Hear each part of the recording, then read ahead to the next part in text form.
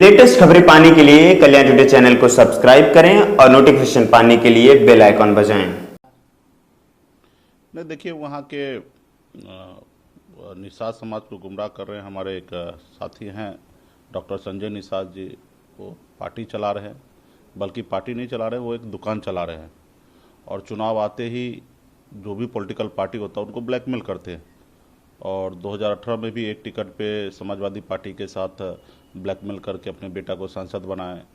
2019 में भी भारतीय जनता पार्टी से एक टिकट लेकर अपने बेटा को सांसद बनाए और वो उत्तर प्रदेश में समाज के हक अधिकार की बात करते हैं, जबकि सच्चाई उन्होंने दिखा दिया। स्टिंग ऑपरेशन जो उनका हुआ उसमें उन्होंने दिखा दिया कि वो समाज के लिए लड़ाई नहीं लड़ रहे हैं, वो पैसे के लिए लड़ाई लड़ रहे हैं। वो टिकट लेके बेचेंगे और समाज से उसका कोई लेना देना नहीं है, खास करके पिछड़ी जाति के लिए जहर है।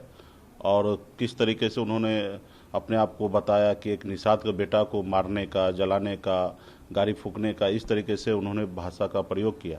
तो कहीं ना कहीं वो निषाद नहीं हो सकता है, क्योंकि निषाद का एक ही सोच है कि निषाद संपूर्ण भारत में जहाँ पे भी है उनके हक अधिकार के लिए लड़ाई लड़े, उनको सम्मान मिले, उनको आरक्षण मिले। बंगाल में, दिल्ली में आरक्षण है तो उसको उत्तर प्रदेश, बिहार या झारखंड में भी आरक्षण मिले। तो ये लड़ाई हम लोगों का है। तो वहाँ पे डॉक्टर संजय निषाद जी हैं जो इस तरीके का भाषा का प्रयोग करते हैं लोगों को मारने काटने का। तो खैर, उससे हम घबराने वाले नहीं हैं।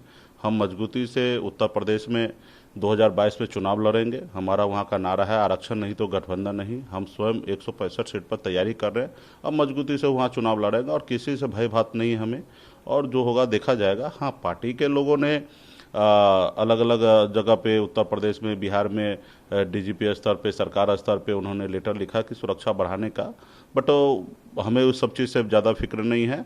हाँ, ये है कि डॉक्टर संजय निषाद ये दिख गया कि वहाँ समाज के लिए लड़ाई नहीं लड़ रहे, वो अपने खुद के लिए और अपने परिवार के लिए लड़ाई लड़ रहे हैं। वो सिर्फ दुकान चला रहे हैं, उसको समाज से दूर दूर तक कोई लेना देना नहीं है। हाँ, वही हमें ही धमकी दी है कि मार देंगे, जला देंगे, भगा देंगे, उनके 4 आदमी को आग लगा देंगे, गाड़ी जला देंगे। तो इस तरीके से वो भाषा का प्रयोग किया है। खैर, वो उनके कहीं ना कहीं ऐसे समय पे वो आके उनका मानसिकता दर्शाता है कि समाज के प्रति उनका क्या रुख है।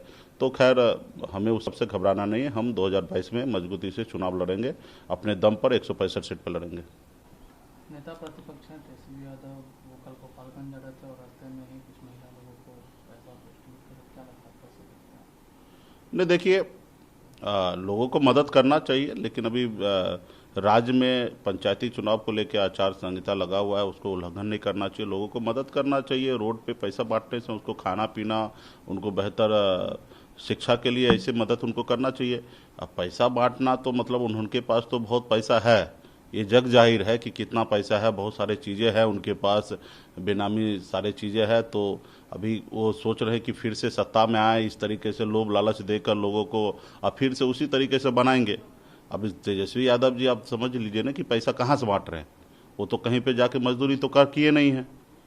तो कहीं ना कहीं इस तरीके से पैसा बांटना, तो और या वो अपने इनकम टैक्स फाइल में दिखाए कि हम पैसा, इससे पहले भी पिछले बाढ़ में भी देखिएगा कितना उन्होंने पैसा बांटा था, मोतिहारी वगैरह सब में, तो उनके इनकम टैक्स फाइल में दिखा दीजिए कि उन्होंने पैसा बांटा है। कहीं नहीं दिखेगा, तो यानी कि वो ब्लैक मनी है।